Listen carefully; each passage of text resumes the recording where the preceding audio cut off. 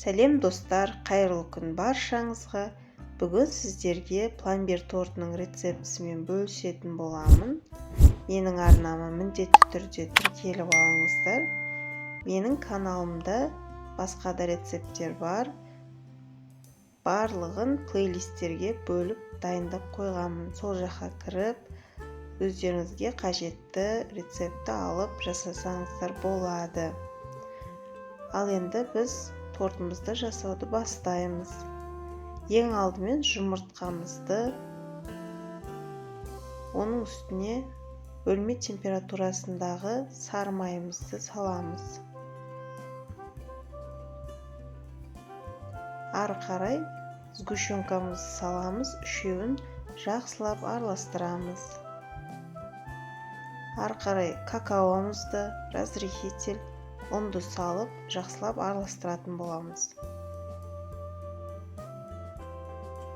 Енді формамызды дайындап, видеода көрсетілгенде дайындап аламыз.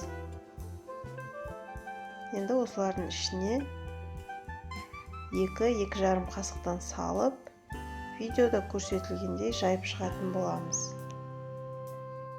Достар, бұл торттың кремі заварной креммен сливки қосып жасалынады. Толық рецепті кремнің менің каналымда бар. Сол жаққа кіріп көрсеңіздер болады. Мен видеода қысқартылған түрін көрсеткенмін. 33%-лық сливкиді алып, салқын күйінде заварной кремімізді сала отырып, пломбир кремін шығаратын боламыз.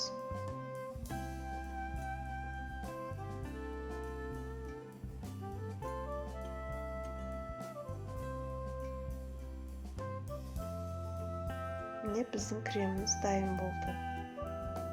Сол аралықта біздің корждарымыз да пісті. Корждарымыз өте жұқа әрі сынғыш келеді. Абайлап жұмыс жасайсыздар.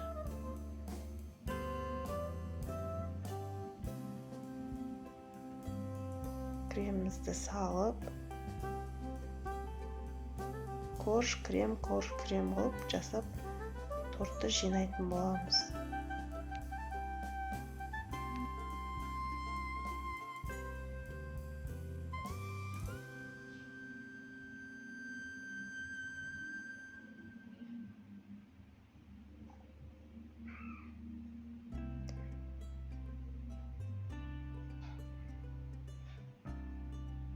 Кремнің барлығын жақпаймыз, кішкене крем алып қаламыз, шет-шетіне жаққанға.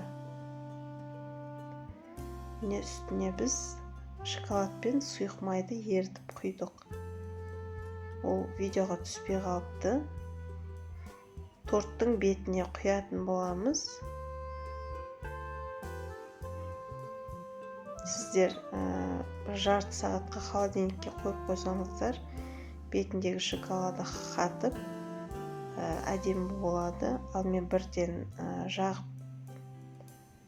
бірден тортты жинадым.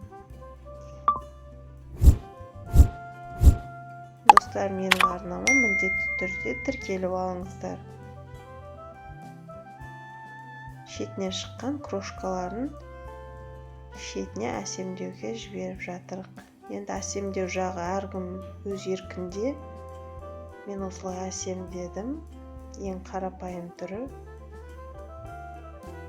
Міне біздің тортымыз дайын болды.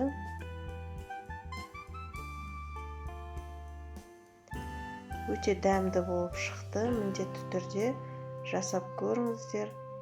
Көп қаражатты қажет етпейтін өте дәмді торттардың бірі.